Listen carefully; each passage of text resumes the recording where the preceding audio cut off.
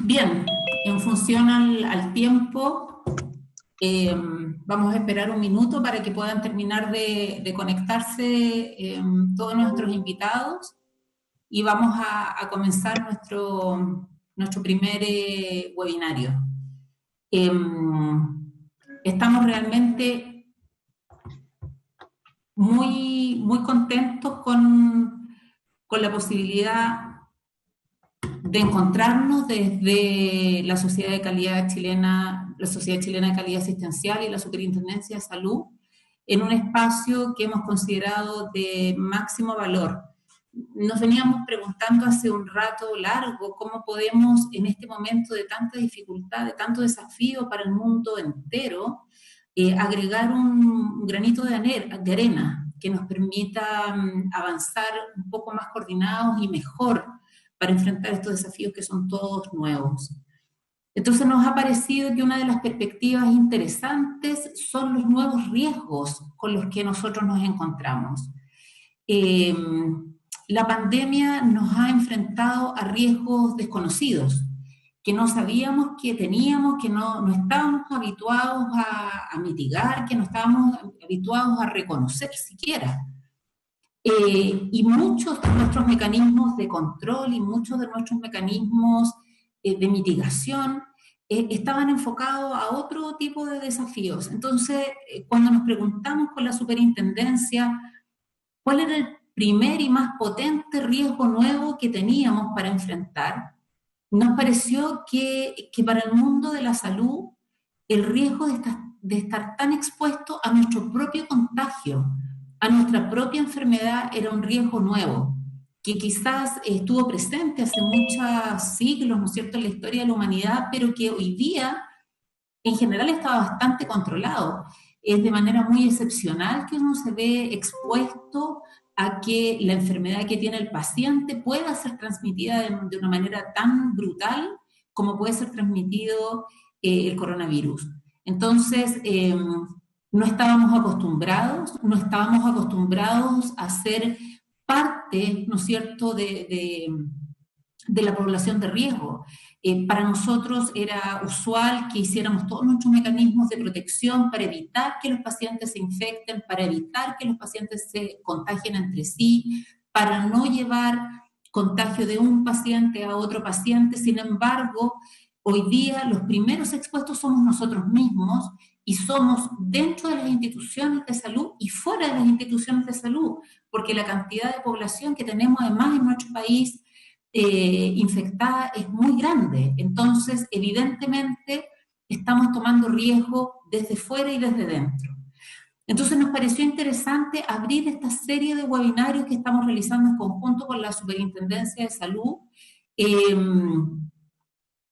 poniendo foco en este primer riesgo, en el cómo nos cuidamos para poder seguir adelante, cómo nos cuidamos para poder seguir enfrentando este desafío que todavía le quedan entendemos, meses o quizá años, porque no sabemos cómo se va a enfrentar y qué es lo que nos va a deparar el futuro.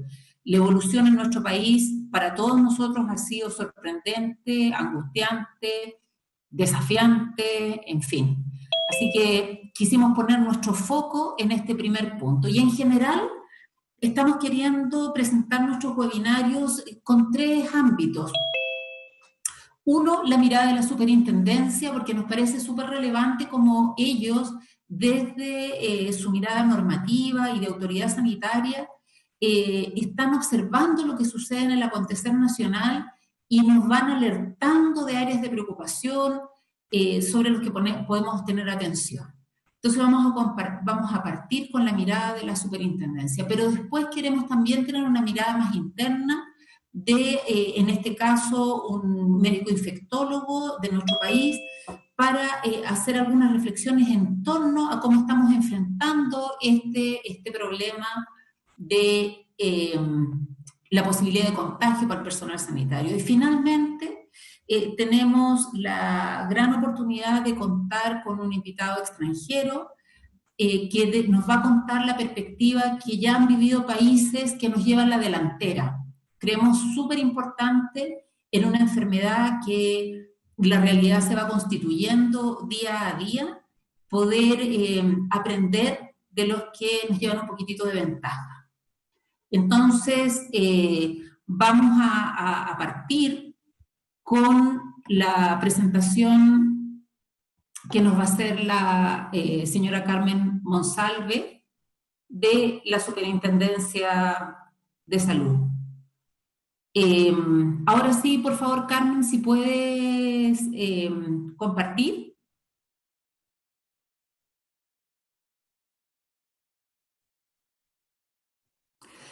Mientras tanto, les voy a comentar que la señora Carmen Monsalve es enfermera, egresada de la Universidad de Concepción, especialista en cuidados intensivos, médico-quirúrgicos, con mención en cardiología, tiene postítulos en gestión de calidad para empresas de salud, es diplomada en bioética, medicina basada en la evidencia y en gestión estratégica de la calidad. Ha sido miembro activo de múltiples sociedades científicas y actualmente es intendente de prestadores de la Superintendencia de Salud.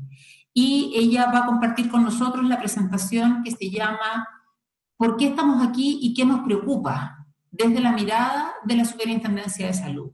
Bienvenida, Carmen, muchas gracias. Muchas gracias, ¿se escucha bien? ¿Sí? Se escucha muy bien. Perfecto.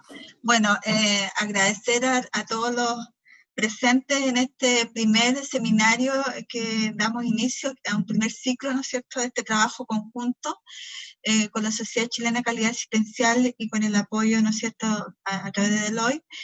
La idea nuestra es justamente, como decía Joana, compartir espacios para poder dialogar, ¿no es cierto?, y poder prepararnos para futuros también en todos estos temas que hoy día estamos viéndonos enfrentados con esta pandemia que está no solamente a nivel complicando a Chile, sino a todos los países y que nos ha de una u otra manera enfrentado una serie de desafíos que no teníamos previstos en una serie de temas.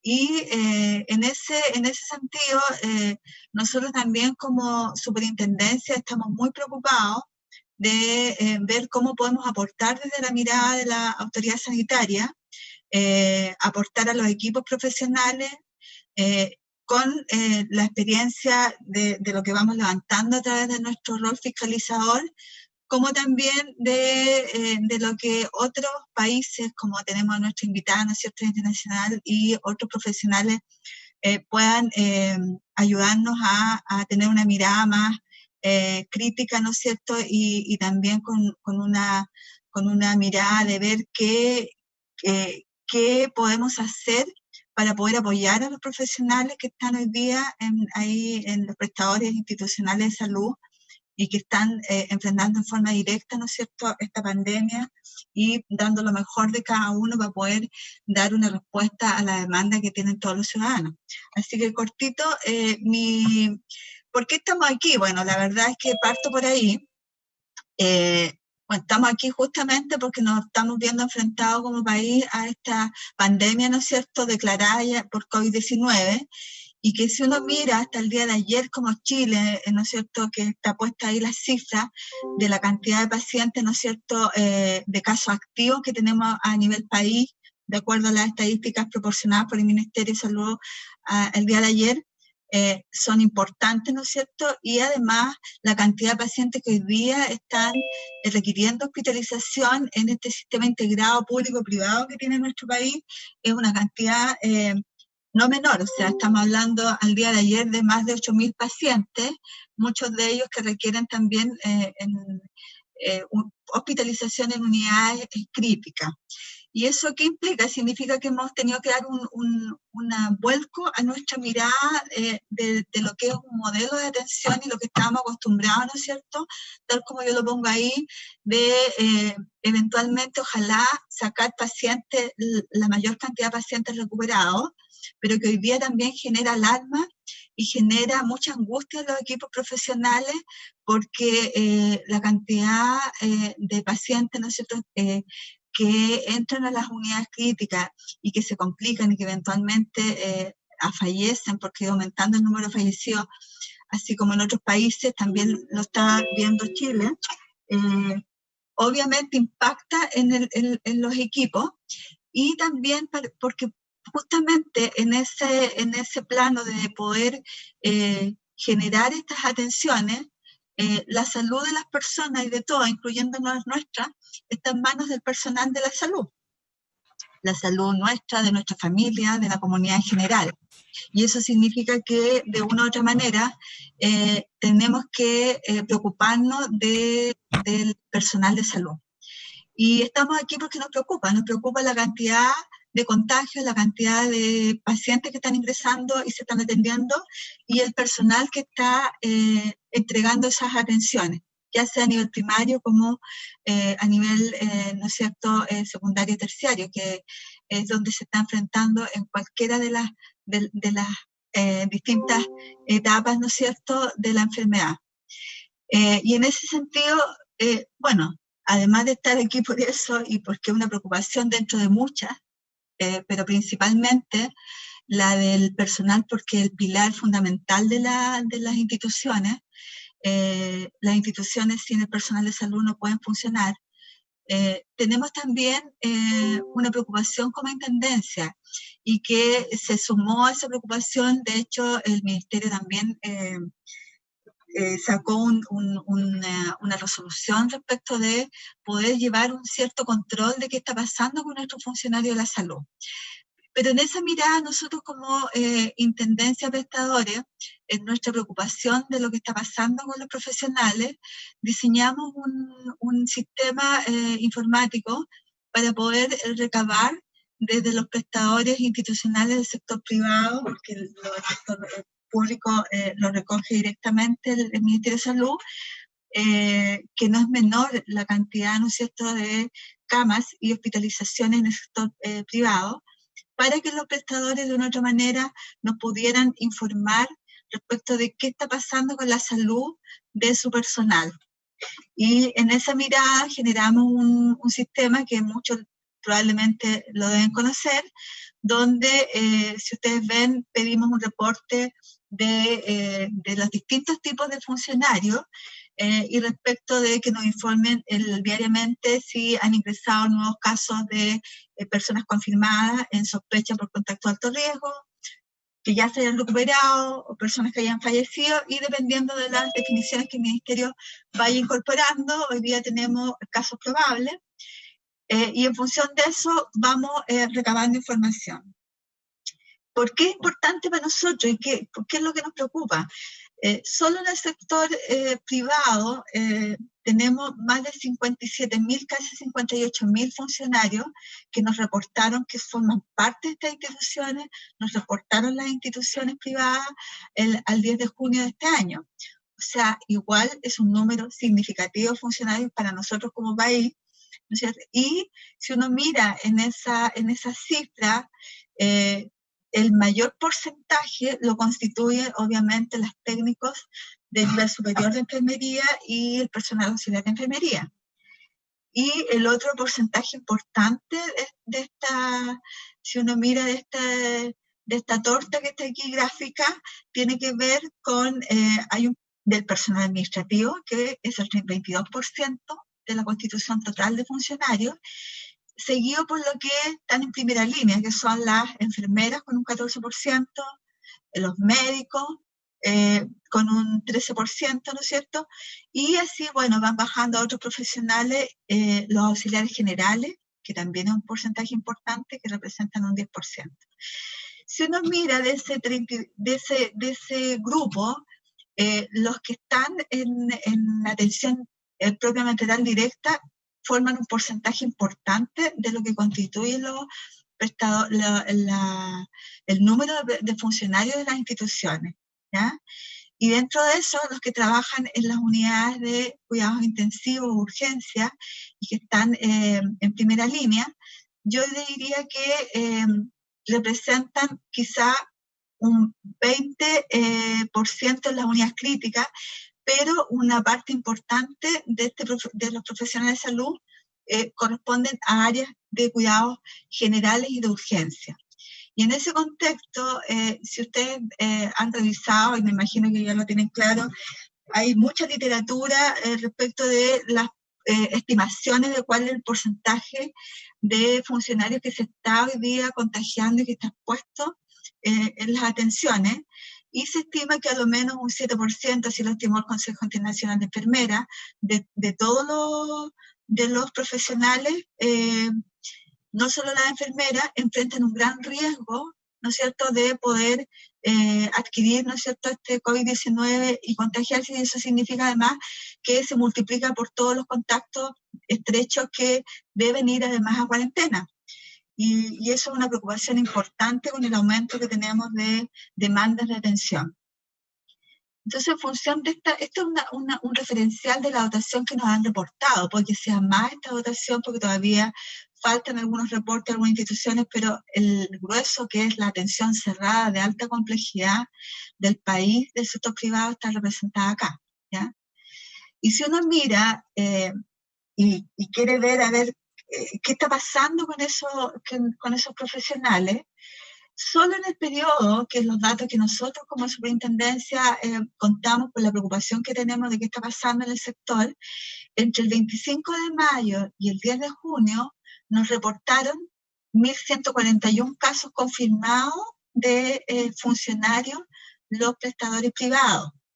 Y dentro de ese contexto, si ustedes ven, el 38,9%, casi el 39% de los que estaban confirmados corresponden al estamento de técnicos de nivel superior o de auxiliares de enfermería, seguido por un porcentaje de 18,6% del área administrativa, funcionarios área administrativa, y un 16,6% que corresponde a confirmadas de enfermeras o enfermeros, y más bajo el auxiliares generales, que son los de aseo, de los estafetas, ¿no es cierto?, algunos choferes de ambulancia, y de los médicos.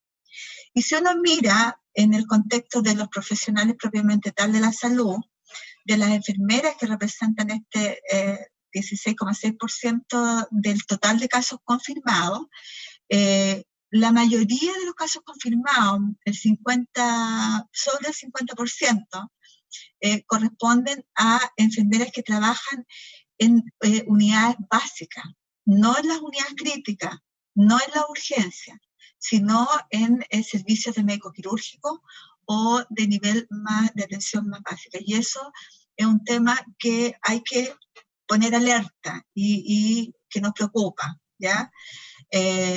En el caso de los médicos, principalmente está dado, ¿no es cierto?, también no por los médicos que trabajan en las urgencias o en las unidades críticas, sino los que trabajan en otras áreas, ¿ya? Carmen, sí, cuéntame. solo para decir que te quedan 2 minutos. Sí.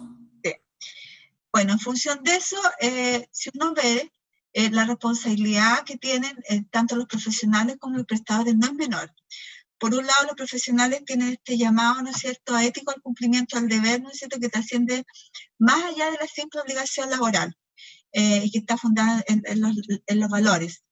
Pero también hay un tema que es importante, que es la salud de ellos, y que es la salud física, ¿no es cierto?, emocional, social. Y la responsabilidad de los prestadores, que tienen que ver con proveer todas las medidas, ¿no es cierto?, que correspondan desde el punto de vista preventiva, administrativa, de capacitación, de reducir a lo mejor sobrecargas laborales y proveer del apoyo emocional y social, como hoy día se está haciendo en algunos casos con los hostales o lugares de residencia para funcionarios.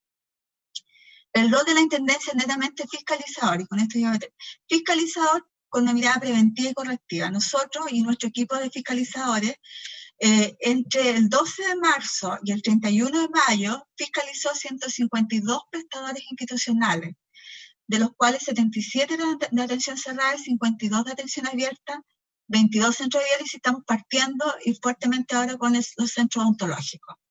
No es menor. La mirada de esta fiscalización iba preferentemente a las medidas de prevención, de medidas normal por el Ministerio, que tiene que ver con los protocolos de seguridad desde el punto de vista de las atenciones en las áreas, cumplimiento de del uso correcto de los elementos de protección personal, ¿no es cierto? Todas las notificaciones, capacitación al personal, constatación directa de cómo estaban haciendo las atenciones y efectivamente si las instituciones estaban proveyendo los elementos de protección, además de otras medidas adicionales. Importante señalar que en general las medidas se cumplen. Quizás donde más déficit y falencia hay es en el personal administrativo, que a veces atienden tanto urgencias generales como respiratorias, y deficiencia en el manejo de los elementos de protección para este personal. Y en el personal de salud, el punto más fuerte de falencia lo vimos en el retiro de los elementos de protección personal, ¿ya? Y obviamente lo que significa las demandas de las salas de espera, sobre todo las atenciones de urgencia, que a veces no permiten el distanciamiento de 1 metro, que mínimo, que es lo que se espera. Y por otro lado, que si bien a veces hay personal exclusivo para atención de pacientes respiratorios, comparte el personal de salud áreas comunes, como las estaciones de enfermería, a veces las áreas sucias, los vestuarios. Y en los prestadores que tienen provisión de servicios de funcionarios por empresas externas, deficiencias también en la provisión a veces de los elementos de protección personal y de las capacitaciones. Por lo tanto, aquí hay varios puntos que nos dan luces que, si bien en la atención directa a lo mejor se están haciendo las cosas bien en protección, hay varias áreas que todavía hay que reforzar. Entonces, de una u otra manera, yo creo que aquí, ¿cuáles son los desafíos hoy para los equipos de salud? Y yo creo que eso es un tema importante, y mi presentación es muy general para darle paso a los otros exponentes, pero yo creo que con las fiscalizaciones que nosotros hemos hecho y lo que hemos visto, tenemos que buscar dónde están las oportunidades de mejora no solo para hoy, sino también para el futuro, ¿ya? Que tiene que ver más allá, a lo mejor, con proveer de los elementos de protección personal a nuestros funcionarios, sino con buscar dónde están generándose las ventanas que están generando estos contagios en nuestros funcionarios. Y no solamente el contagio del virus, sino también la salud mental y la preocupación social, porque se trasladan ellos. Entre el domicilio y el prestador no tenemos una fiscalización, no sabemos qué pasa. Tenemos muchas áreas en que no sabemos qué está pasando con las condiciones, muchos de estos funcionarios que son los más afectados a veces, administrativos, de aseo, qué sé yo, el entorno social, o los problemas que tienen, que no están necesariamente abocados al uso de estas medidas que nosotros le proporcionamos como prestadores. Entonces, ahí está la inquietud y lo que tenemos que hoy día a lo mejor zanjar en las presentaciones y compartir y debatir. Muchas gracias. Muchas gracias, Carmen. Aprovecho de mencionar algo muy importante que no dije antes de presentar a Carmen, que es que estamos súper atentos a todas sus preguntas. Ahí ustedes en el Zoom, en la parte de abajo, tienen unos símbolos de diálogo que dice Q, preguntas y respuestas, o Q, question and answer. Y entonces la idea es que nos vayan escribiendo esas preguntas, nosotros las vamos a agrupar todas al final, para que al final de las 3 presentaciones podamos tener un espacio de diálogo con nuestros presentadores. Así que todas las preguntas que les vayan surgiendo, siéntanse libres, o los comentarios, de ir haciéndolos en ese espacio de diálogo, y al final lo vamos a compartir con nuestros panelistas. Por favor, Carmen, deja de compartir tu presentación. Estoy tratando de hacer eso. Con ello. No me deja de salir. Algo pasó con salir de la pantalla. Estoy acá. Ya, vamos a ver si me resulta. Ahí está. Ahí está, perfecto. Entonces, te vamos a pedir, doctor Pedro Ucedo, que compartas tu presentación. Mientras tanto, yo voy a comenzar a presentar al doctor Ucedo. Estamos muy contentos de contar con el doctor Ucedo porque estamos felices de tener a alguien que representa regiones. A veces somos tan buenos para centrar todo aquí en Santiago, que estamos muy contentos de que el especialista hoy día en infectología que tenemos sea de región. El doctor Pedro Ucedo es internista de la Universidad de Concepción, además es infectólogo de la Universidad de Chile, es magíster en gestión de empresas y además es magíster en calidad, como ustedes pueden ver ahí en su currículum abreviado, y le hemos pedido al doctor que en una presentación breve también reflexione con nosotros a propósito de esto, de a mí verdaderamente esto no me va a pasar. Hay una parte de nosotros que hemos estado muy asustados por el riesgo de contagio, sin embargo, como es natural, cuando uno está expuesto durante mucho rato a una situación de riesgo, se empieza a acostumbrar y empieza a convivir con el peligro y lo empieza a relativizar y a ser cotidiano. Y lo que pasa es que este es un peligro que sigue siendo amenazante durante todo el tiempo, y entonces la verdad de las cosas es que nos parece que no podemos bajar la guardia, y esta sensación de que no me va a pasar a mí es una de las que tenemos que tratar de liberar. Como les decía, el doctor Ucedo trabaja en Antofagasta, es el subdirector médico de la clínica BUP Antofagasta y también es el jefe de IAS de la misma clínica y de la unidad de infectología del Hospital Regional de Antofagasta, también es el jefe de IAS del Hospital Regional. Así que tiene una experiencia grande en una zona que además ha sido súper golpeada por la pandemia. Te escuchamos con atención, doctor Ucedo. Y lo más importante, es socio de SOCAS. Se me había olvidado ese detalle, clave. No es menor, no es menor. Claro. Hola, muy buenos días, agradecido de la invitación. Va muy rápidamente porque estamos con una premura de tiempo. Bueno, es solamente mostrar que cuando uno está enfrentando la pandemia da la idea que esta cosa es nueva para nosotros. Si uno se da cuenta de la historia, los fenómenos pandémicos no son nuevos, y cuando uno revisa estos caos en esta imagen que uno ve, se da cuenta que hay muchas cosas en común a lo que está ocurriendo hoy día, y que da la idea o da a entender que parece que los seres humanos tenemos mala memoria o nos cuesta rescatar las buenas conductas y mantenerlas o preservarlas en el tiempo. Porque vamos a ver que muchas de las cosas que hoy día nos están llamando la atención, como estos usos, elementos de protección personal, da la idea que es como que el tema lo estuviésemos tocando ahora, pero todos estos fenómenos pandémicos ya han sido tema y ya se han enfrentado. Muy rápido contarle que también da la sensación que estamos frente a una catástrofe que no habríamos tenido precedente, y que así es, pero da la idea que esta cosa fuese un evento nuevo, aislado. Pero si uno revisa la curva del tiempo, se da cuenta que estos últimos 20 años hemos estado siendo golpeados sistemáticamente por una cantidad de virus emergentes y que están asociados a una letalidad no menor. Por lo tanto, todo hace pensar que este fenómeno no va en retirada. Probablemente el COVID-19 lo vamos a controlar y vamos a entender que podemos superarlo, pero no va a ser el único, y probablemente nos vamos a tener que enfrentar a nuevos virus emergentes o probablemente a otras entidades infecciosas. Hay estudios que establecen que de aquí al 2050 la principal causa de muerte del mundo van a ser las enfermedades infecciosas. Y todos sabemos que muchas patologías que ingresan a nuestros hospitales, su evento final son procesos infecciosos. Hoy día nos preocupa, ¿no es cierto?, el tema del COVID-19 porque nos puede afectar a nosotros como profesionales de salud y nos puede llevar a la muerte, y eso es un hecho de la causa. Pero una ITU-BLE, una Klebsiella pneumoniae, BLE o un estafilometicino resistente, también es un evento importante, y ustedes saben que también son consideradas infecciones asociadas a la atención de salud, pero nos da la idea a los equipos de IAS, cuando nosotros hacemos las capacitaciones y las supervisiones en terreno, que al personal les da una importancia un poco menos significativa a la que hoy día le estamos dando al COVID-19. Claro, porque probablemente no va a afectar mi vida, afecta al paciente, pero a mí no me va a tocar, o si me toca tangencialmente.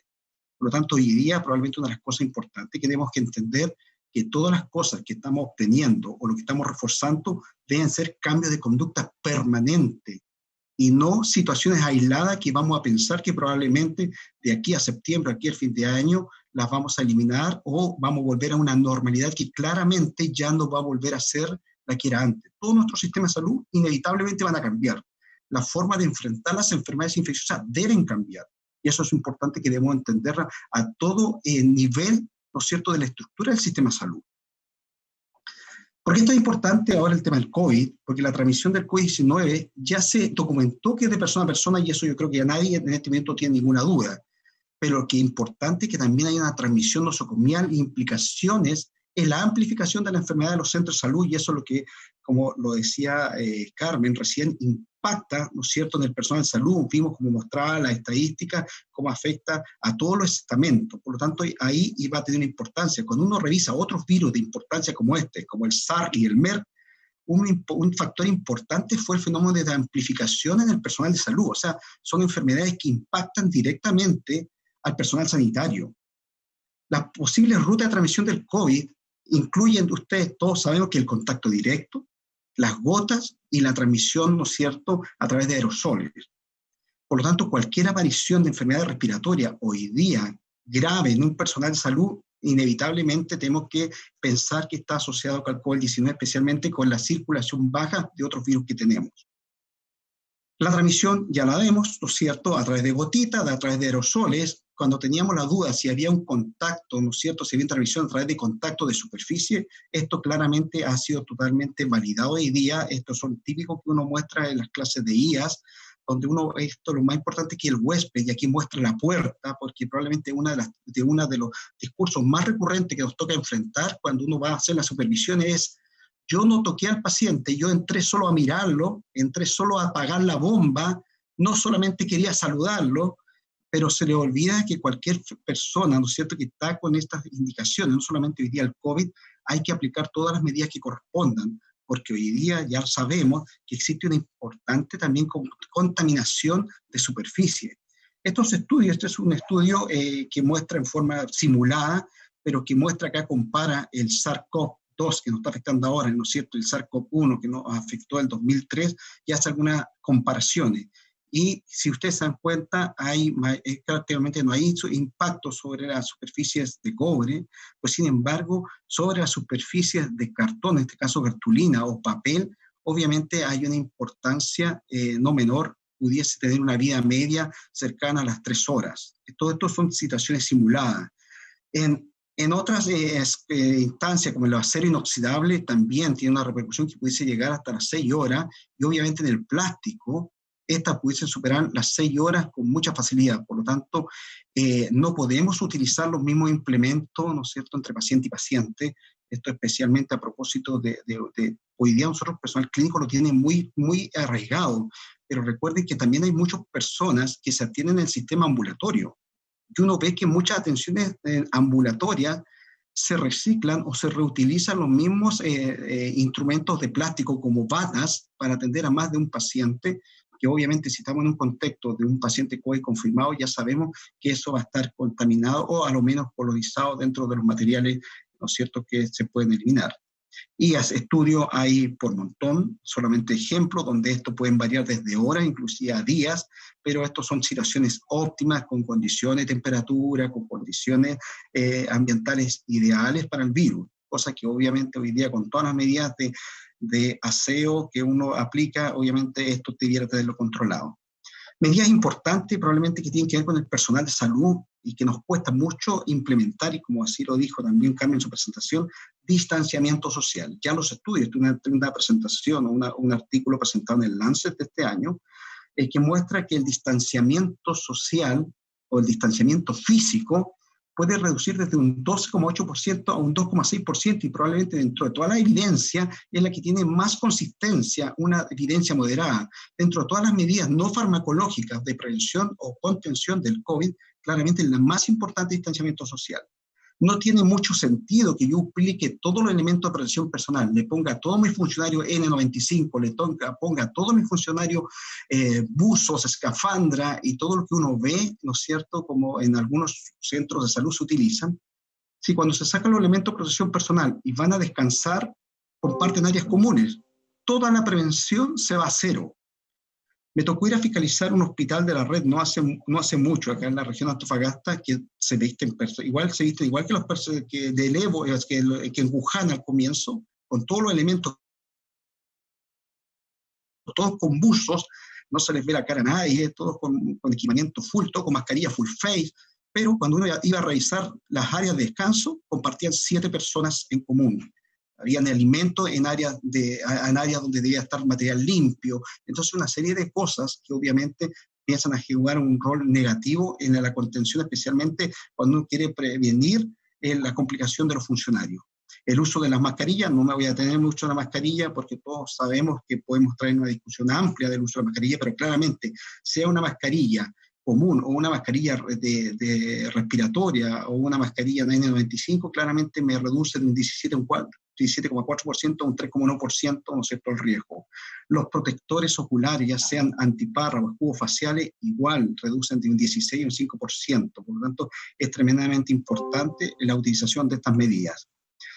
Ejemplos, cada vez en Kansas, esto fue en el 1918, posterior a la influenza, situaciones muy similares a las que hoy vemos, personal sanitario vestido con delantales, mascarilla, y obviamente en espacios confinados, por lo que en muchas situaciones estamos viviendo hoy en día, donde obviamente no hay respeto de algunas áreas comunes o distanciamiento social, que aparece que no aprendimos nada de esa instancia y la seguimos repitiendo.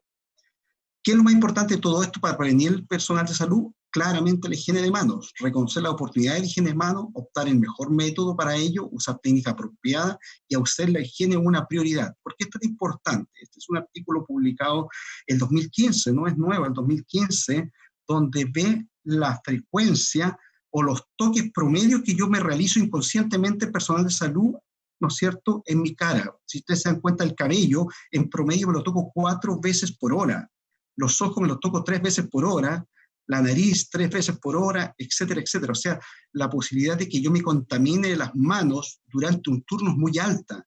Por lo tanto, el lavado de manos tiene que ser en forma rutinaria, no solamente cuando voy a ver al paciente.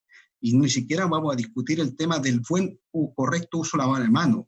Cuando fui a hacer esta fiscalización, le pedí a 5 médicos que se lavaran las manos. Ninguno lo hizo de forma correcta. Lo mismo se repitió en personal de enfermería, en personal técnico paramédico, etcétera, etcétera. Por lo tanto, acá se da cuenta que no tiene mucho sentido todos los elementos de protección personal si desde de la parte inicial de todo mi manejo de protección lo hago correctamente y donde sé que me voy a contaminar en forma automática, ¿no es cierto?, espontánea, al hacer estos toques en mi rostro, por lo menos.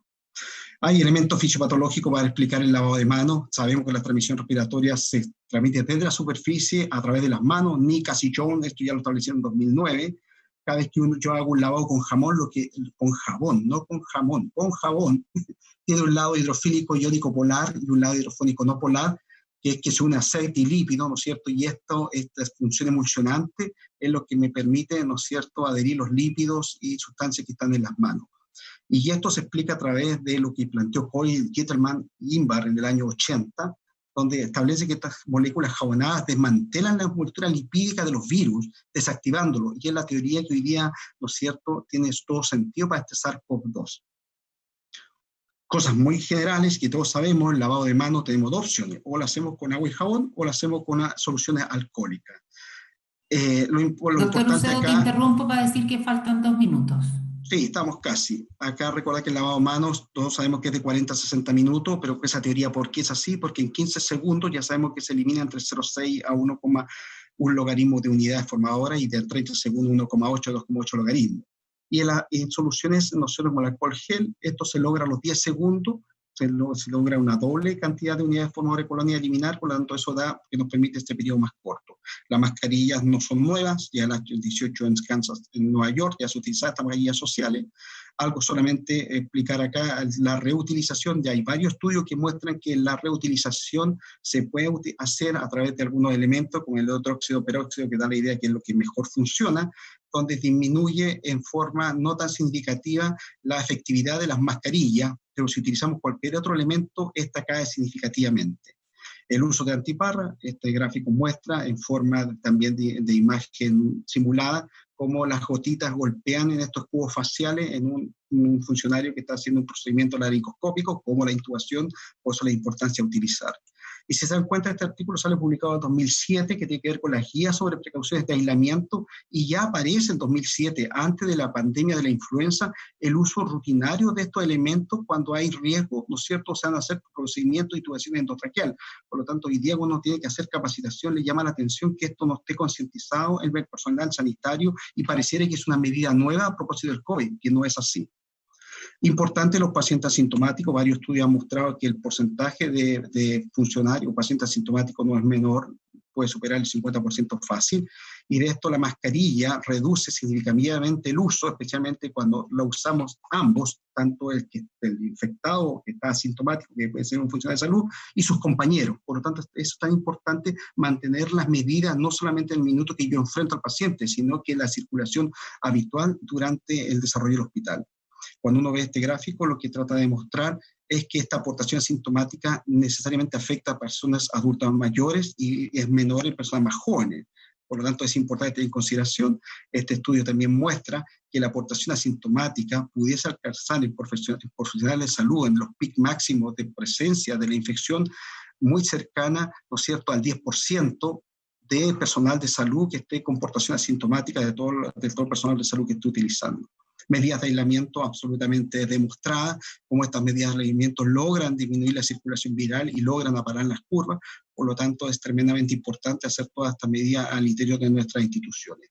Primera fila da la idea de que los funcionarios que estamos en primera fila tienen más riesgo de infectarse. Sin embargo, estos estudios hechos en Wuhan demuestran que los funcionarios de salud que no estaban en primera fila tenían más riesgo de infectar que aquellos que estaban en primera fila, dado principalmente por que hay un cierto forma de relajarse del uso de las medidas, como personal administrativo o otro personal, o personal técnico no está directamente, o personal clínico no está directamente en la atención de los pacientes COVID. Y eso tenía que compartir en este pequeño periodo de tiempo. Muchas gracias, doctor Ucedo. Les reitero a todos que las preguntas que tengan para el doctor Ucedo las vamos a dejar para el final. Así que, ¿ya dejaste de compartir, doctor, o todavía no? Todavía no. Tienes que dejarnos de compartir para que pueda compartir la doctora Ballester. Voy a ello. Muchas gracias, doctora. Voy a, mientras tanto, dar la bienvenida a la doctora Lucía Elena Ballester Orcal. Estamos muy contentos de poder contar con la doctora Ballester. Ella es médico especialista en medicina preventiva y salud pública y es jefe del Servicio de Instituto de Medicina Preventiva de la Defensa, capitán médico Ramón y Cajal, y actualmente está en comisión de servicio como jefe de servicio en la unidad de alto aislamiento del Hospital Central de la Defensa de Gómez Ulloa, en Madrid. Es licenciada en medicina y cirugía, es máster en salud pública, es investigadora, es especialista en medicina preventiva y en salud pública. En fin, tiene un vasto currículum de formación y de publicaciones. Y nosotros le hemos planteado a la doctora una pregunta que no es sencilla, ¿no es cierto? Que es decir, si pudiéramos volver atrás, si pudiéramos partir de nuevo, dada la experiencia española que nosotros la hemos estado mirando desde lejos, ¿no es cierto?, a través de noticias, a través de amistades, dependiendo de cada una de nuestras historias. Entonces, le hemos dicho a la doctora, si todo partiera de nuevo, ¿qué harían distinto ustedes? Y bueno, a ver si ese dato nos sirve a nosotros y nos permite reorientar algunas de nuestras acciones o reforzar algunas de nuestras acciones. ¿No está compartiendo todavía la presentación, doctora? Sí, estoy compartiendo, pero a ver, es que no sé muy bien, ventana de aplicación, la presentación, compartir, pero entonces dejo de ver. Ahí sí lo estás compartiendo. ¿No nos ves? No. Solo veo mi presentación, no os veo a vosotros, pero bueno, da igual. Pero no importa. Igual, ¿no? Sí, da igual. Se ve muy bien la presentación. ¿Ustedes me ven a mí? No te vemos a ti, pero vemos la presentación. Bueno, pues nada. Nada, pues muchas gracias por la presentación, doctora Gutiérrez, y encantada de poder compartir la experiencia que hemos tenido en estos últimos meses, principalmente en la Comunidad de Madrid, ¿no?, que ha sido una zona donde el COVID perdón, nos ha pasado por encima un poco, ¿no? Difícil de contestar esta pregunta, ¿no? Voy a intentar en esta presentación, pues bueno, hacer una pequeña introducción de los datos de los casos de personal sanitario afectado a nivel nacional y a nivel de la Comunidad de Madrid. La experiencia que hemos tenido en el hospital al que pertenezco, que es un hospital de unas 500 camas de hospitalización, y qué hemos aprendido de toda esta experiencia, ¿no? Y luego con unas conclusiones que espero que les sirvan para algo, ¿no? Como ha dicho la doctora Gutiérrez, soy jefe de la unidad de alto aislamiento de referencia a nivel de Madrid. Aquí ven el hospital y que contamos con el helipuerto y tal, ¿no? Si todo volviera a empezar, yo creo que es que hemos llegado un poco tarde, hemos llegado 2 o 3 semanas tarde a lo que se nos avecinaba, ¿no? Como pueden ver en esta gráfica, vemos que la OMS declara la pandemia el 10 de marzo, cuando ya había un importante número de casos notificados, ¿no? La afectación del personal sanitario, hay distintos estudios en China cuando empezó la pandemia. El porcentaje de personal sanitario afectado por este virus alcanzaba en un primer momento un 29% de todo el personal sanitario notificado, ¿no? Estas cifras se fueron reduciendo en distintas publicaciones, en distintas series, sobre todo cuando se tomaban las medidas de protección adecuadas. Estos datos de casos en sanitarios disminuyeron drásticamente. Muchas veces se nos olvida, yo creo que el doctor Usedo ha insistido mucho en este tema, que un buen lavado de manos o medidas higiénicas tan sencillas como puede ser un buen lavado de manos puede evitar no solo la prevención del COVID-19, sino otras infecciones importantes. Otro referente que puede ser Italia. En un primer momento se estimó que un 20% de los trabajadores sanitarios que estuvieran en una primera línea atendiendo los enfermos de COVID se habían infectado en el plazo de un mes, ¿no? Datos de España, a fecha del 11 de mayo, tenemos una notificación de 40.000, casi 41.000 casos de COVID en personal sanitario, que representa un 24% del total de casos de COVID declarados. El 66% de este personal sanitario tiene antecedentes epidemiológicos, contacto con personal con infección respiratoria, y un 71% en contacto con COVID-19 probablemente confirmado. Aquí vemos la curva epidémica de los casos notificados de COVID-19 en personal sanitario en España. Vemos que hay un decalaje entre la fecha de inicio de síntomas y fecha de diagnóstico, pero como podemos ver, ya los primeros casos con sintomatología aparecían a mediados de febrero. ¿Por qué digo esto? Luego, ¿qué características tenían los casos en personal sanitario en España? Pues vemos que la mayoría, un porcentaje importante, no han necesitado hospitalización. Los afectados principalmente con hospitalización de personal sanitario, pues están dentro de la franja de edad comprendida en mayores de 50 años hasta 69. Principalmente el personal afectado por edad y sexo vemos que es mayoritariamente mujeres, pero también vemos que la población asistencial a nivel España pues es principalmente en mujeres. Hay 2 estudios que me gustaría señalar. Cuando hay una transmisión, un escenario de transmisión comunitaria sostenida, los sanitarios podrían haberse contraído la infección tanto a nivel comunidad como en el centro sanitario donde trabajaban. En un estudio en un hospital de Madrid, la proporción de infectados rondaba alrededor del 11%, ¿no?, del total de trabajadores del hospital. Es muy importante clasificar también el tipo de trabajo que realizan estos trabajadores dependiendo de su exposición. Todos sabemos, por ejemplo, que el trabajar en urgencias, en cuidados intensivos o en plantas de manejo de pacientes COVID, pues parece que nos da de pensar que es un alto riesgo, medio riesgo cuando hay otro tipo de contacto, en principio con pacientes que no están contagiados, y bajo.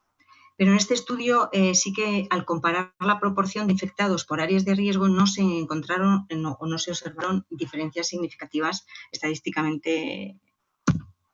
En otro estudio realizado en el Hospital de Barcelona vemos que también la prevalencia acumulada de la infección por SARS pues estaba alrededor del 11%, ¿no? Y tienen algún tipo de característica, parece ser que sí que es cierto, con todo lo que estamos viendo, que el personal sanitario sí que tiene una cierta...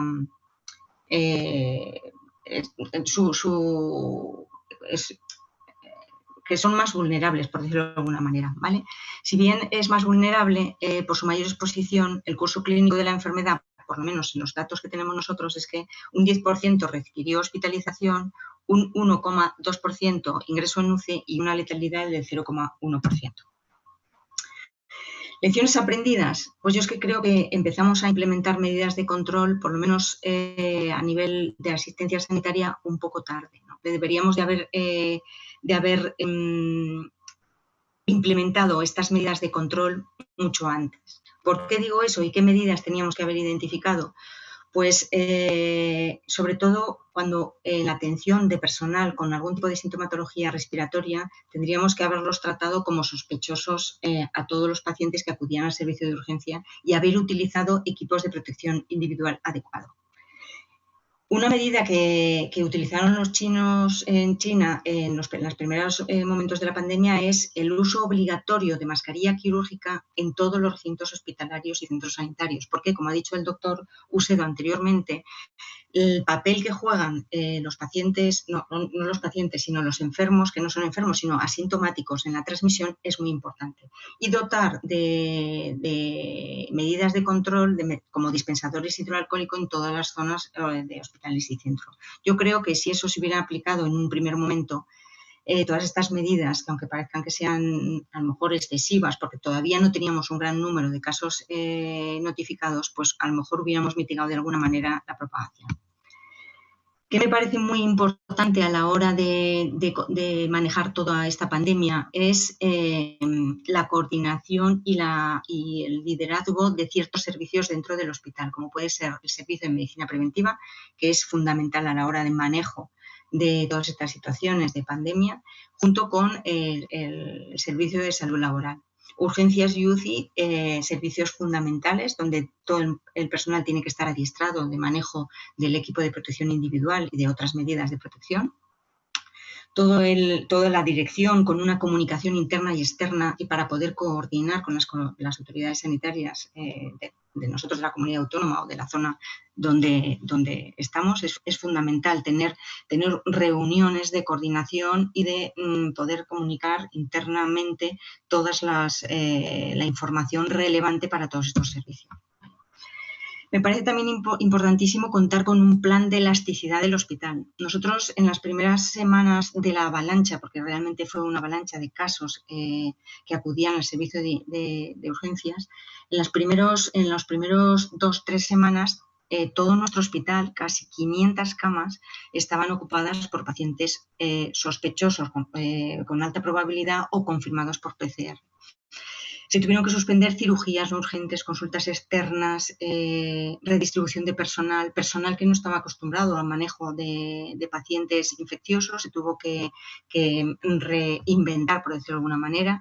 Se tuvieron que establecer turnos de trabajo en espejo, porque claro, el personal sanitario enfermaba y había que cubrir esas bajas y había puestos que eran totalmente imprescindibles. Se hizo una colaboración senior-junior porque para el manejo de tratamientos, para el manejo de los protocolos adecuados y oportunos. Fue muy importante también la colaboración del servicio de psiquiatría, tanto para apoyo de familiares como para el personal sanitario. El esfuerzo titánico que hicieron el personal, tanto de enfermería, todo el personal sanitario de todo el hospital y de atención primaria, por supuesto, lleva consigo un desgaste físico y mental que yo creo que los servicios de salud mental hicieron una buena labor. Yo creo que hay que potenciar mucho eso. Hay que establecer circuitos de sucio y limpio, aunque como les digo, después de la avalancha de tantos casos, nuestro hospital prácticamente era un hospital sucio o semilimpio, ¿no? Sí que es verdad que se distribuyeron montacargas de uso exclusivo para manejo de pacientes y materia del tratamiento de enfermos.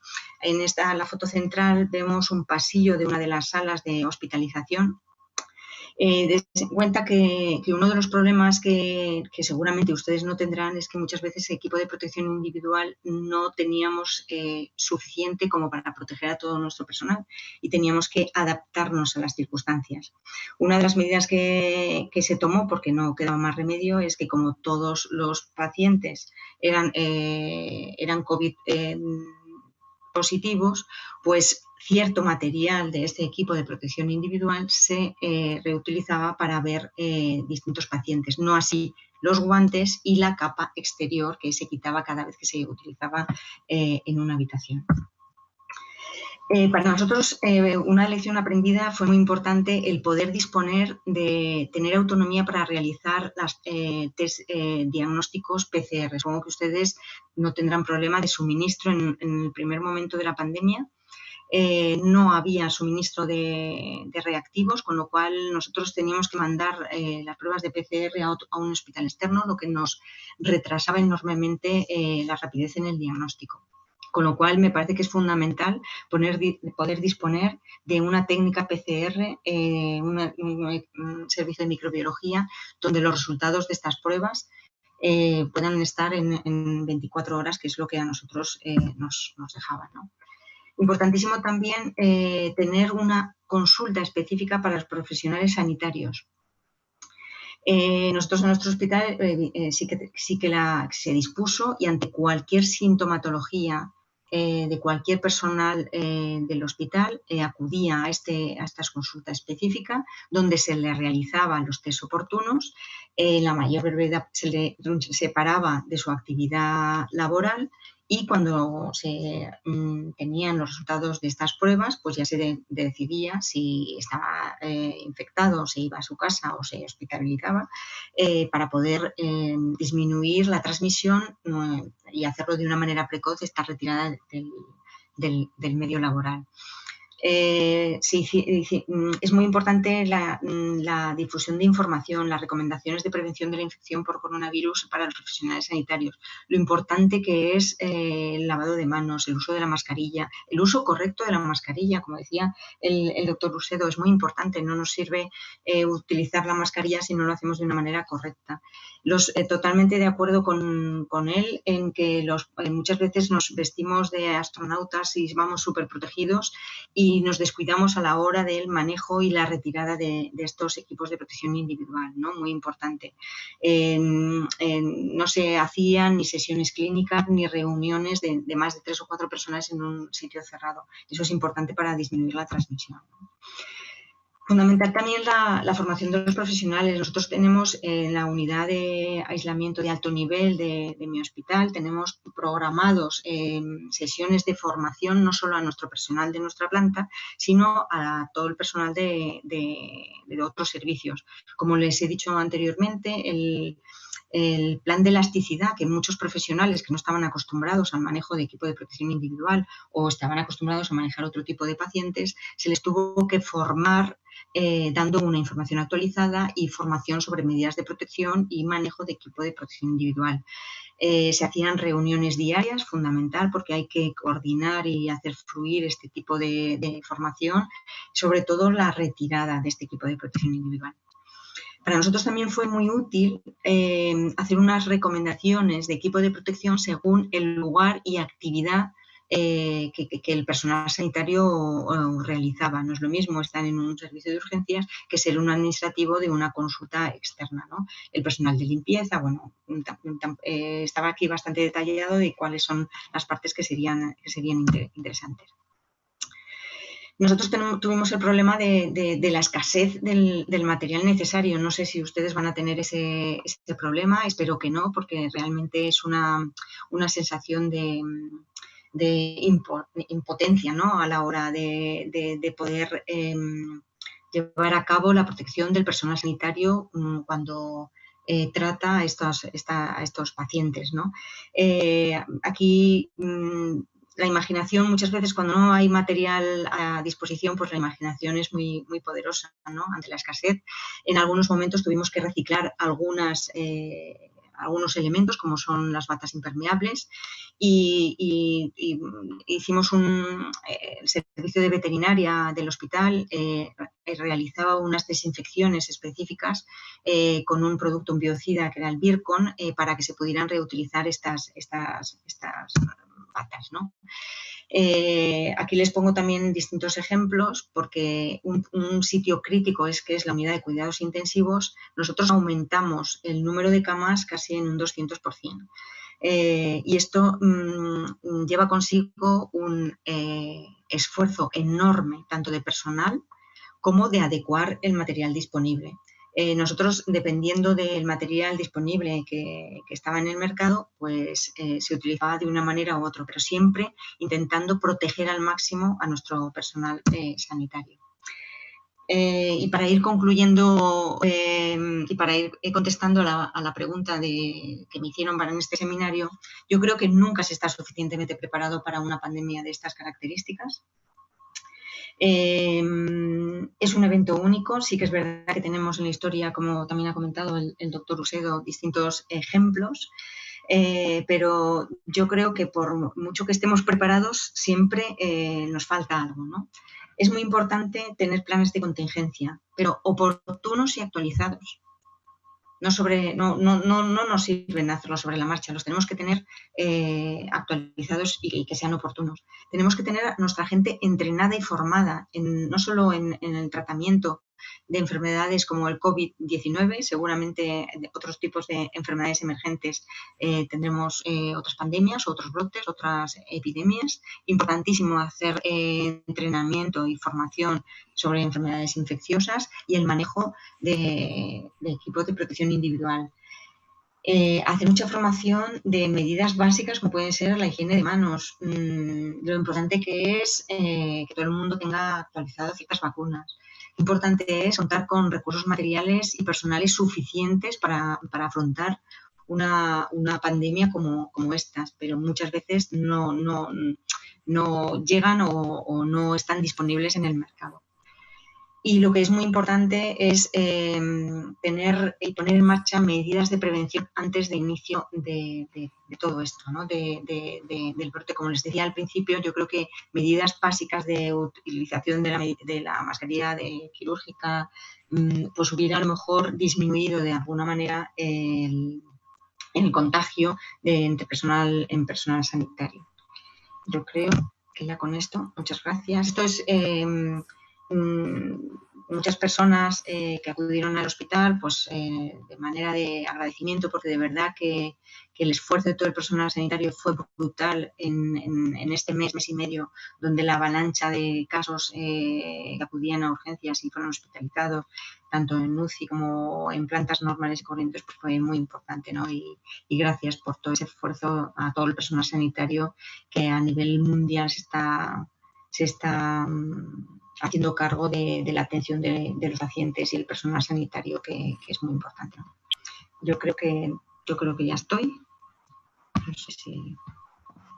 Muchas gracias, Elena. Si ahora te puedes conectar tu cámara, lo mismo que el doctor Ucedo y Carmen. Voy a intentar. A ver, ¿cómo nos va? Muy bien. Ahí ya tenemos a Carmen. He dejado de compartir. Excelente, has dejado de compartir y nos estamos viendo todos, así que muy bien. Hasta ahora vamos con la tecnología, le vamos ganando 1-0. Siempre. Bueno, en este ratito final hemos tenido muchas preguntas de parte de nuestros asistentes que han estado escuchando con mucho interés. Les agradezco a los tres enormemente la claridad de sus presentaciones y lo interesante y convergente que son, ¿no es cierto? Yo creo que indudablemente aparece una línea común, que es que no podemos bajar la guardia no solamente frente a los pacientes, sino en los otros espacios. Me parece tan interesante aquello de que el personal que no solamente el que está el más expuesto teóricamente, el que termina más contagiado, sino también el poco expuesto, y eso se conecta mucho con lo que plantea el doctor Ucedo respecto a que yo bajo la guardia entre mis amigos, con la gente que hago turno, al momento que me voy a tomar un café, y esto definitivamente es nuevo. O sea, probablemente cuando logramos instalar buenas prácticas, lo logramos instalar al lado de la cama del paciente, pero que esas prácticas se trasladen a la sala de estar, al lugar donde estoy almorzando, es muy difícil. Yo creo que ahí nos significa un gran desafío como equipos de salud. Voy a hacerles algunas preguntas que nos han estado llegando. Vamos a ir alternando entre los diferentes panelistas. Vamos a partir con Carmen Monsalve.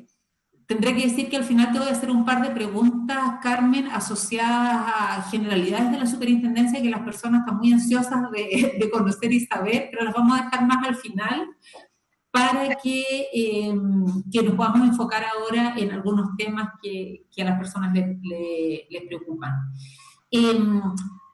Quizás antes de eso mencionar, Carmen lo mencionó, lo mencioné yo también, vamos a tener nosotros una serie de webinarios.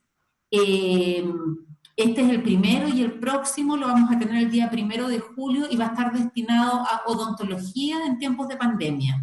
Lo menciono porque justamente algunas de las preguntas que nos han surgido tienen que ver con el tema de prevención de contagio en el ámbito odontológico, entonces les cuento al tiro que vamos a tener un webinario completo destinado al tema odontológico en particular. Una de las preguntas que nos hacen, Carmen, es cómo se coordina la superintendencia con los servicios de salud que también están realizando fiscalizaciones. ¿Están compartiendo esa información? ¿Es la misma fiscalización? ¿Es distinta? ¿Cómo se hace más eficiente estas fiscalizaciones que se están haciendo simultáneamente los servicios de salud y ustedes desde la superintendencia?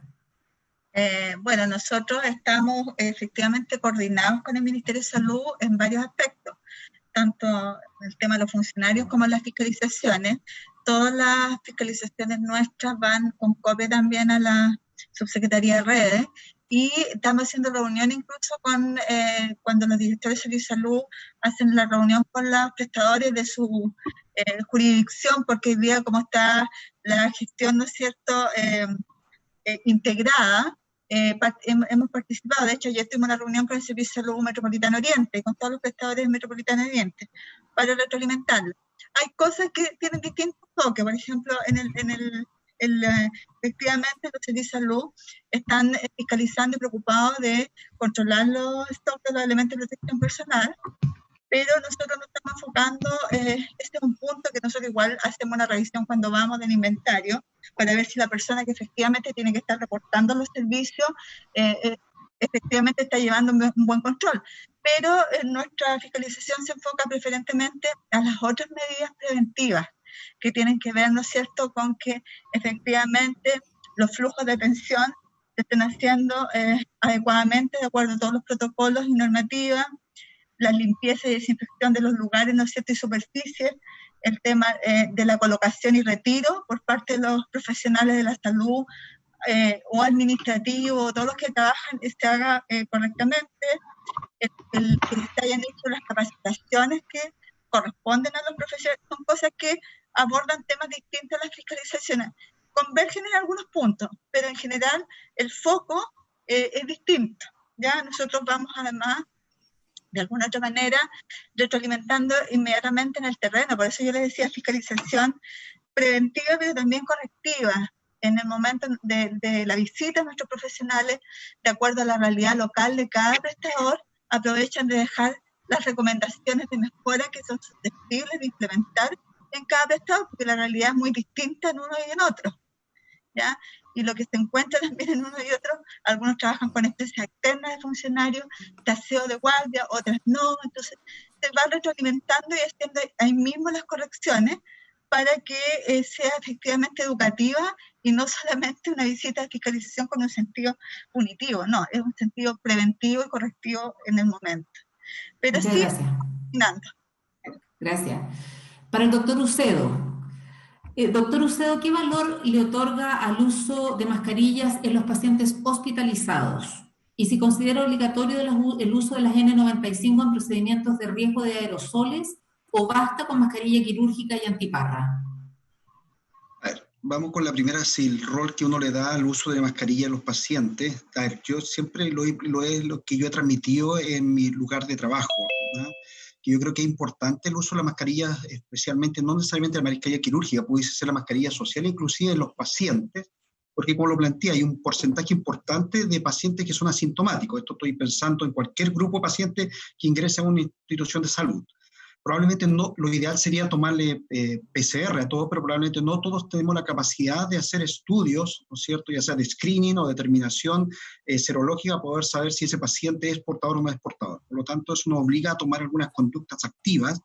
Una, para proteger al resto de los pacientes y proteger al propio personal de salud. En ese sentido, me parece de toda lógica que los pacientes utilicen la mascarilla, y especialmente cuando los pacientes salen de unidades críticas, y si bien es cierto, pudiesen aún estar con marcadores positivos para PCR, que aún no sabemos si tiene algún grado de infectividad, ¿no es cierto? O sea, todavía infectantes en ese contexto, pero sabemos que todos los pacientes en unidades críticas probablemente a los 21 días aún van a seguir con PCR positivas.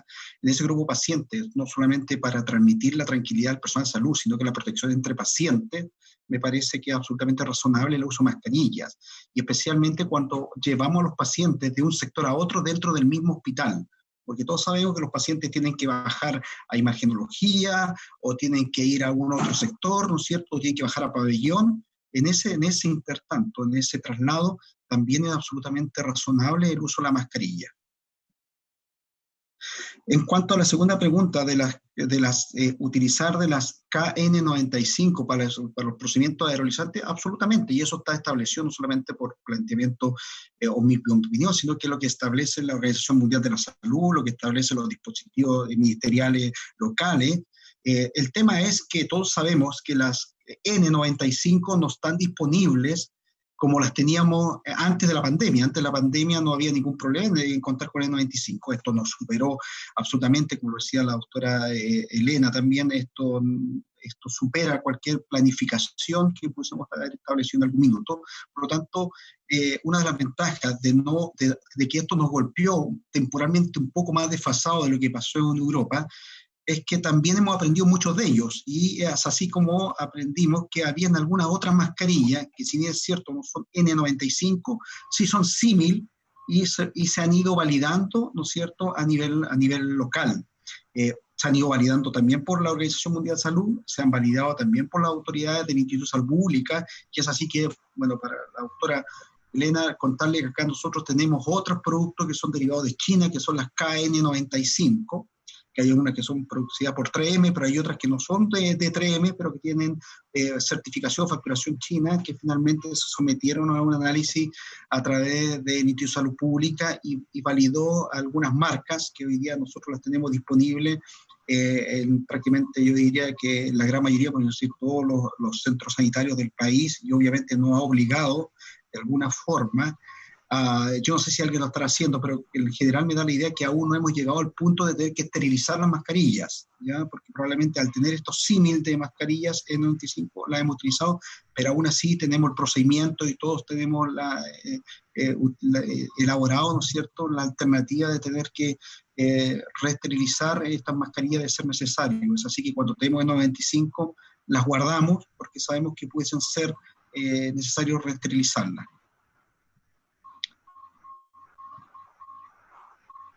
Carmen, ¿tú quieres complementar algo de eso? Estás sin audio.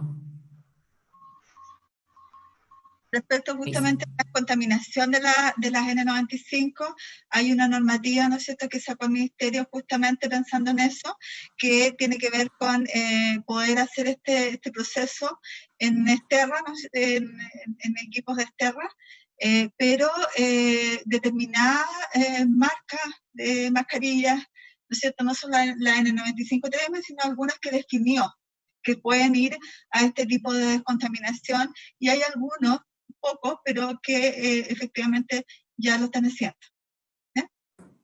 Prestadores. Gracias. Pedro, ¿tú quieres complementar algo? ¿O te estás despidiendo? No, quiero complementar. Sí, no complementar, nomás que me pareció un dato interesante que mostró Carmen, y que es una pregunta recurrente que lo hacen a los equipos de IAS, por lo menos que me han hecho, y que también a nivel del corporativo, de BUPA, al propósito del tema de los kinesiólogos. Yo me gustaría aquí también reforzar un tema, porque sí, hay una circular que sale del Ministerio en las cuales establece que las actividades kinésicas, algunas actividades kinésicas no relacionadas con las actividades propiamente aerolizantes, no son consideradas actividades de riesgo. Por lo tanto, en ese sentido, muchas de las actividades que hace la actividad del kinesiólogo quedan fuera para colocar mascarilla, ¿no es cierto? En este caso, N95, algún símil.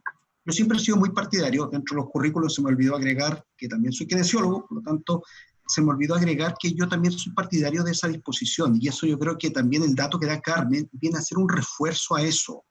Ustedes se dan cuenta, el personal que más se ha contagiado en nuestra realidad son el personal de enfermería, 19%, si no me equivoco. Después viene un personal administrativo, que no es personal clínico que atiende directamente. Por lo tanto, eso habla, el segundo factor que yo decía, que es relajar las conductas que probablemente no están asociadas a la atención directa al paciente, sino que tienen que ver estas conductas sociales que nosotros debiéramos establecer o usar permanentemente. Y el kinesiólogo, si no me equivoco, Carmen, ayúdame, era como un 1,9%, si no me equivoco la memoria, yo tengo mala memoria, entonces era como un 1,9%.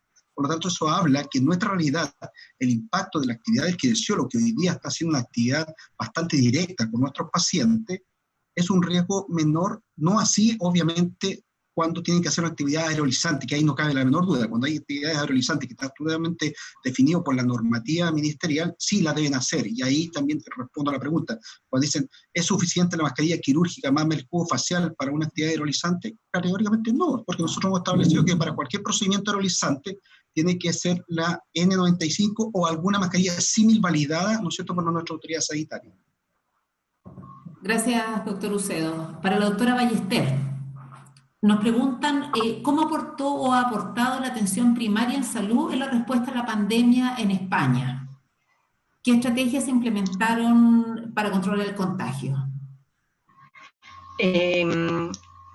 La atención primaria, principalmente lo que ha hecho ha sido controlar a los pacientes que no necesitaban hospitalización, que pasaban su enfermedad por su sintomatología leve en domicilio y eran los encargados de hacer un control o una vigilancia de esos pacientes en su domicilio. Incluso los equipos tanto de enfermería como médicos se desplazaban al domicilio con su EPI, con su equipo de protección individual, para atenderlos, para tomarles las muestras y enviarlos al hospital, con una serie de protocolos. Principalmente su función ha sido esa.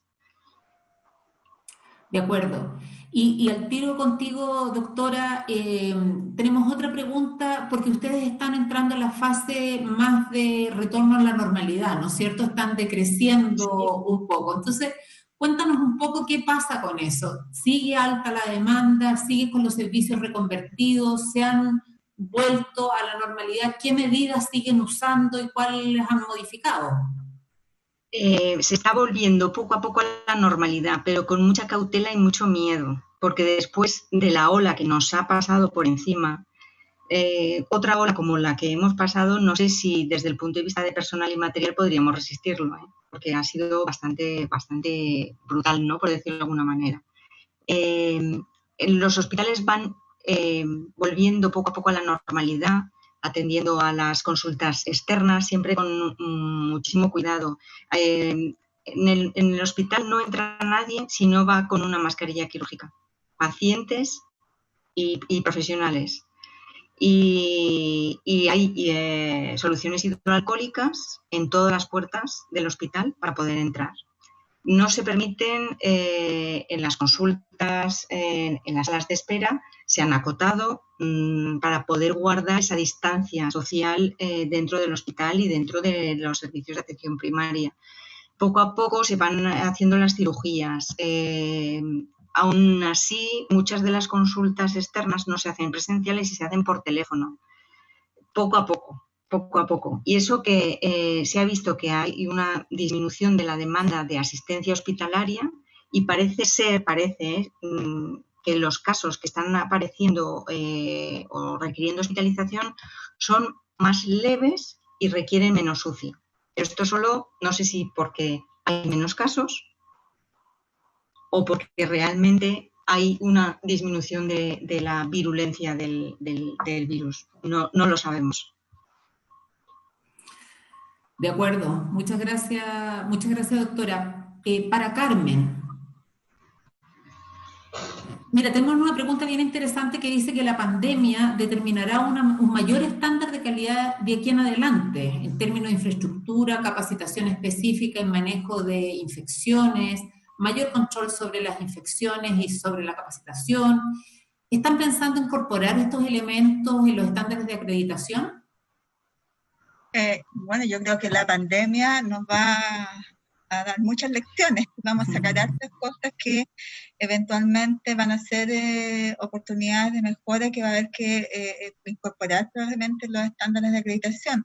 Hoy día, dado lo que estamos viviendo, se dejó un poco detenido el trabajo que se iba a iniciar respecto de dar un upgrade, ¿no es cierto?, a los estándares vigentes, y que yo creo que vamos a tener que justamente esperar que pase esta situación y tomar todas estas lecciones aprendidas y ver en qué medida podemos reforzar e incorporar en los estándares todos estos puntos que hoy día hemos visto que son relevantes y que a lo mejor no estaban recogidos en el estándar vigente. Sí está todo lo que tiene que ver con prevención de infecciones asociadas a atención de salud.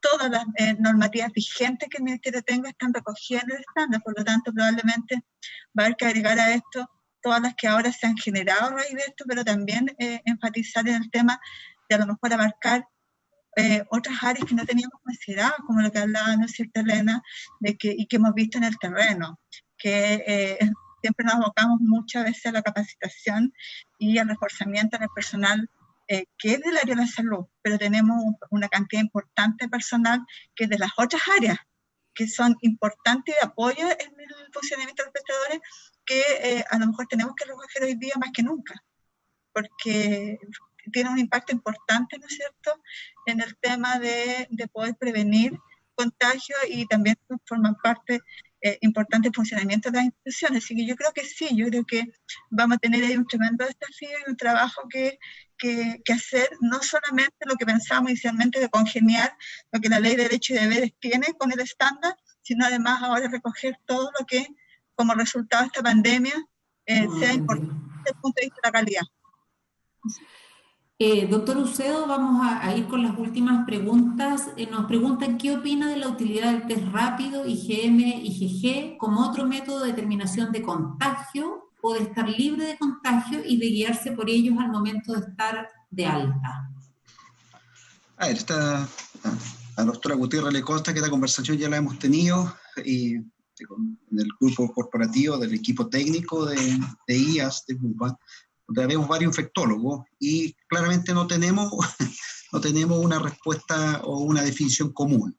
Claramente lo que hemos establecido, que probablemente junto con nuestra doctora especialista en laboratorio, que probablemente los test rápidos sean un buen elemento, pero como un elemento de salida, o sea, o de retorno en este caso para nuestros funcionarios, ¿ya? Que probablemente en ese contexto se le pueda estar dando validez. ¿En qué sentido? En que hoy día tenemos mucha disponibilidad de test.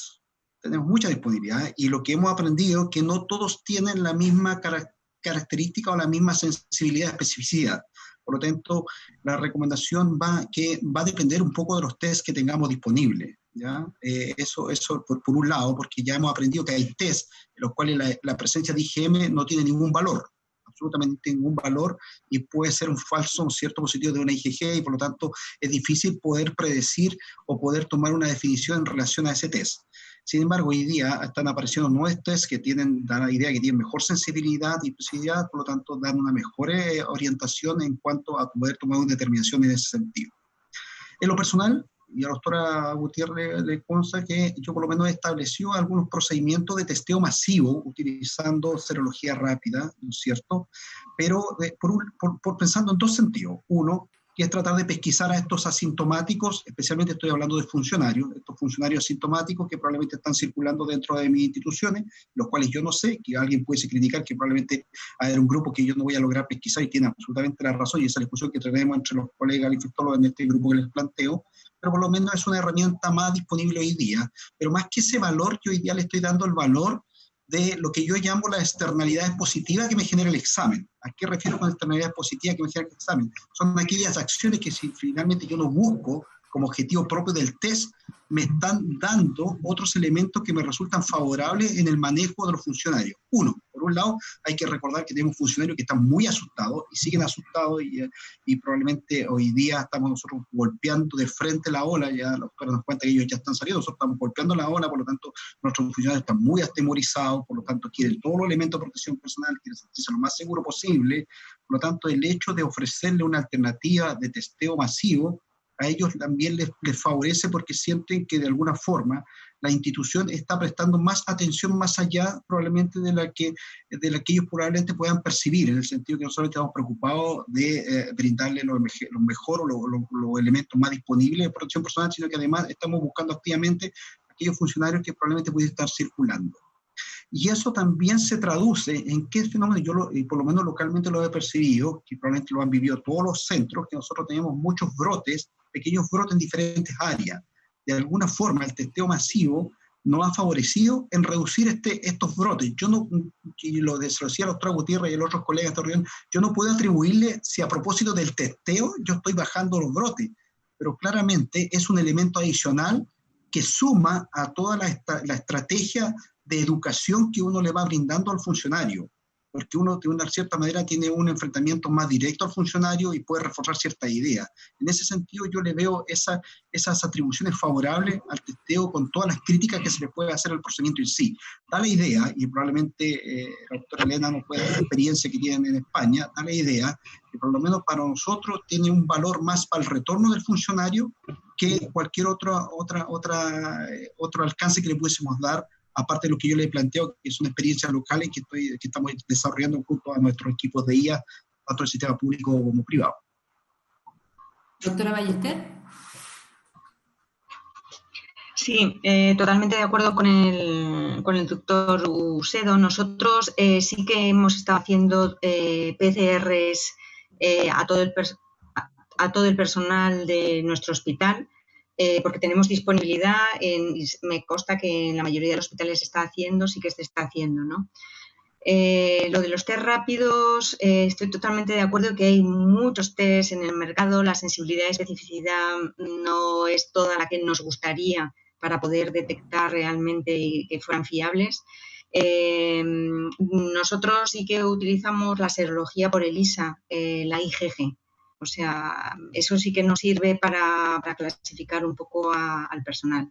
Y a mí sí que me parecería interesante no hacer PCR, por ejemplo, a los funcionarios que dicen ustedes, al personal sanitario solo una vez, sino por áreas, ir repitiendo esas determinaciones, porque los asintomáticos se ha visto, y todas las publicaciones lo dicen así, que son los verdaderos transmisores, que si no los descubrimos, pues estamos ahí poniendo en riesgo a otro personal, ¿no? Y así pues, somos capaces de controlar esos pequeños brotes y quitarlos de lo que es el medio sanitario, ¿no? Pero y evitar la transmisión. Totalmente de acuerdo. Uh-huh.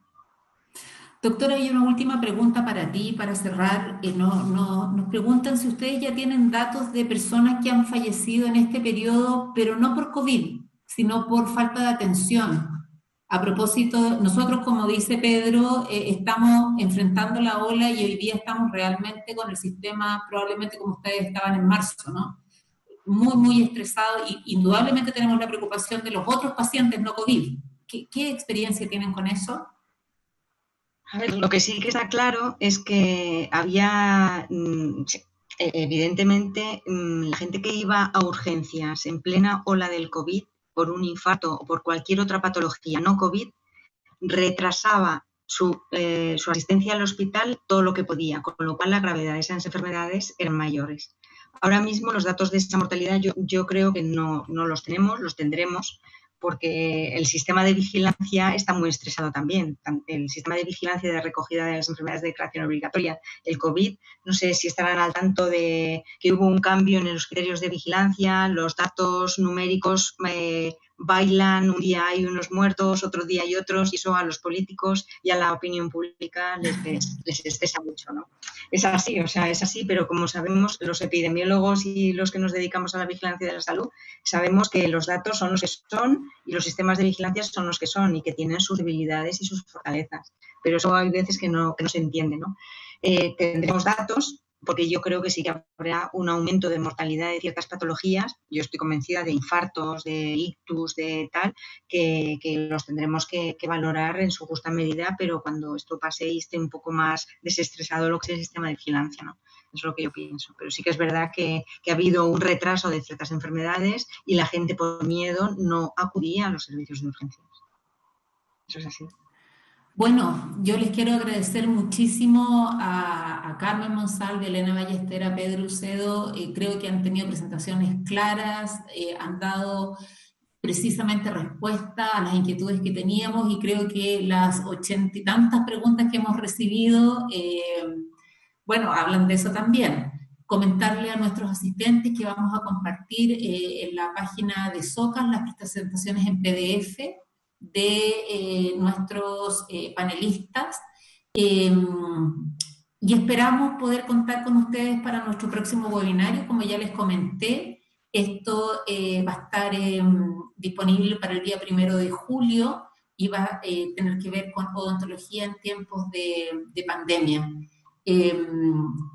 Muchas gracias a Deloitte por el apoyo que nos ha entregado hoy día con todo el soporte tecnológico que ha sido fundamental para poder hacer que esto funcione bien. Y muchas gracias al doctor Ucedo desde Antofagasta, a la doctora Ballester desde Madrid y a Carmen Monsalve desde Santiago por la presentación que han compartido con nosotros hoy día.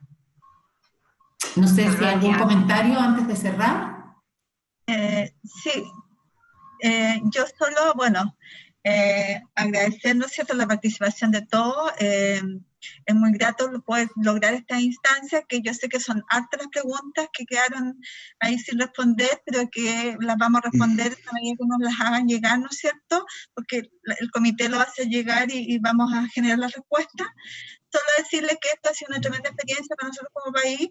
Nosotros estamos trabajando en el tema funcionario de la mano con el Ministerio. Quizás va a llegar un momento, el Ministerio está esperando un momento oportuno de poder consolidar tanto la información que tiene que ver con funcionarios del sector público como privado. Nosotros tenemos este sistema hoy día disponible en el Ministerio, por lo tanto, una vez que ya estén bien integrados, ¿no es cierto?, y además tengamos una buena revisión de todos los datos que se han podido recoger, obviamente que esa información nos va a servir de mucho para poder también tomar medidas a futuro, ¿ya?, de lo que está pasando con todos nuestros funcionarios a nivel país. Y nos va a servir también para poder instalar mejoras en todo lo que tiene que ver con calidad. Así que agradecer a todos por las consultas. Y todas las otras preguntas que tú me decías, Giovanna, que a lo mejor no tenían que ver, también, me las hacen llegar y yo... Por supuesto. ¿Ya? Por supuesto que sí. Doctor Ucedo. Sí, yo dar las gracias a SOCAS, ¿no es cierto?, por la invitación. Para uno que es de región es tremendamente importante esta plataforma y tener la posibilidad de compartir con todos. Dar las gracias a la doctora Ballester, que siendo una invitada internacional nos acompañe y nos entregue la experiencia que ellos tuvieron en España. Darle el agradecimiento y la fuerza a todos los equipos de salud de Chile, ¿no es cierto?, a todos los que están hoy día atentos a esta presentación, y que ya sabemos, ya la doctora nos enseñó que de esto se sale. Estamos hoy día enfrentando el momento más álgido, ¿no es cierto?, de esta pandemia, pero lo más importante, y como lo dije en la presentación, tenemos que cuidarnos, y eso parte, y eso soy majadero por el simple lavado de manos, y probablemente ese vaya a ser mi mensaje final, ¿no es cierto?, y lo más duro, que yo creo que hay que revisar, hay que fortalecer el lavado de manos, aunque ustedes no crean, cuando uno hace la fiscalización en forma permanente y constante, uno sigue viendo que hay fallas en una cosa tan básica para todos nosotros como profesionales de salud como es el lavado de manos. Así que fuerza y ánimo a todos y muchas gracias.